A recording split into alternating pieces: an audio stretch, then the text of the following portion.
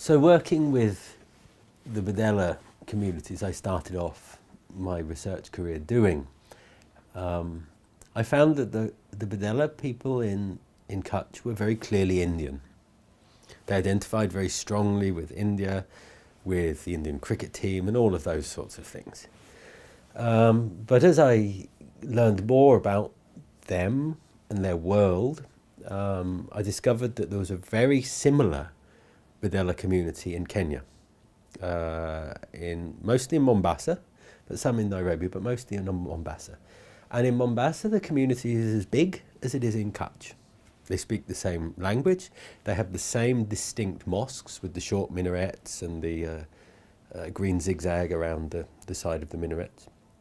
And in many ways, it's impossible to say which is the original community and which is the migrant community.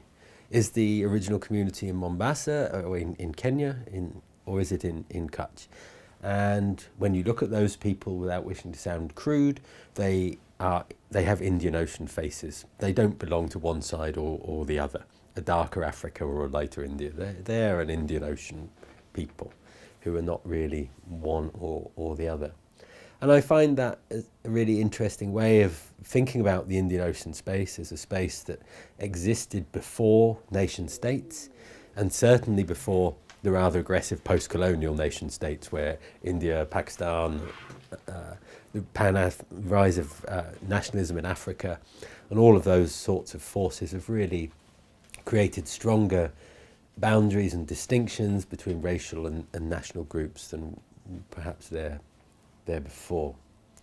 I also think it's quite wonderful and quite counterintuitive to know that in the 19th century, East Africa was governed from Bombay. That Bombay was the capital, so to speak, of East Africa. Now that's a sort of peculiar geography, that the capital is on the opposite side of the ocean to the lands that were being governed by the British. And I also think it's quite important to remember in that period of British Imperial history that East Africa wasn't governed from London. East Africa was governed from Bombay, and Bombay was governed from London. So there was a sort of hierarchical relationship in the way that worked.